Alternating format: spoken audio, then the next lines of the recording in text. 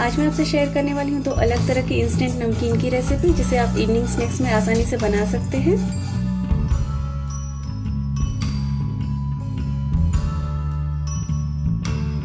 एक पैन गरम करके इसमें 1 टीस्पून जितना तेल डालेंगे। मैं यहाँ पे सरसों के तेल का यूज़ कर रही हूँ। अब इसमें ये मूंगफली डालेंगे और इसे रोस्ट करेंगे। इसे मीडियम फ्लेम पे रोस्ट करना है। इसका कलर चेंज हो गया है, ये अच्छे से भुन गया है। अब इसमें मैं एक हरी मिर्च डाल रही हूँ, साथ में ये पोहा डाल रहे हैं। ये रेगुलर पोहा मैं यूज़ कर रही हूँ और इसे भी अच्छे से मिक्स कर देते हैं।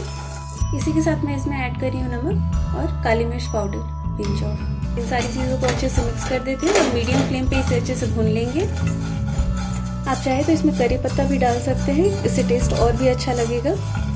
और इस तरह से आप बहुत ही कम तेल में बेसिक चीज़ों के साथ पोहा की नमकीन बना के तैयार कर सकते हैं और इसे लगभग 1 महीने तक स्टोर कर सकते हैं और ये बहुत ही टेस्टी लगता है। तो आप इसे ज़रूर ट्राई करिएगा। पोहा हमारा अच्छे से भुन गया है, इसका कलर चेंज हो गया है। अब फ्लेम ऑफ कर देते हैं और इसे ठंडा होने देते हैं। अब हम बनाएंगे दूसरी तरह की नमकीन। अब एक पैन गरम करके इसमें 1 टीस्पून तेल डालेंगे और 1 हरी मिर्च और इसमें ऐड करेंगे मटर। इसे एक बार अच्छे से चला दें। अब इसमें मैं ऐड कर रही हूँ सॉल्ट और थोड़ा सा काली मिर्च पाउडर। सारी चीज़ों को अच्छे से चला दें। फ्लेम को भी मैंने लो रखा है।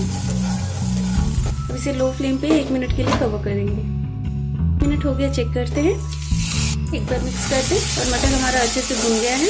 मैं पोहा ऐड कर रही हूँ और इसे भी अच्छे से मिक्स कर दें। अब फ्लेम को मीडियम करके इसे भून लेंगे।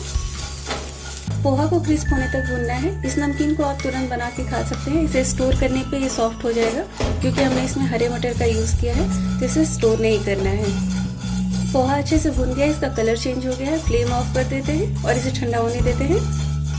तो ये 2 तरह की पोहा की नमकीन रेडी है। इसे बहुत आसानी से बनाया जा सकता है, बहुत ही बेसिक चीज़ों के साथ। और ये मूंगफली पोहा की नमकीन तो ट्रैवल फ्रेंडली है। कहीं आप बाहर जा रहे हैं तो इसे पैक कर सकते हैं और इसे बनाना भी बहुत आसान है। तो आप इसे ज़रूर ट्राई करिए और अपना फीडबैक देना ना भूलिए कि आपको मेरी ये रेसिपी कैसी लगी। और वीडियो पसंद आता है तो please hit the like button. Stay fit, stay healthy. Thanks for watching my videos.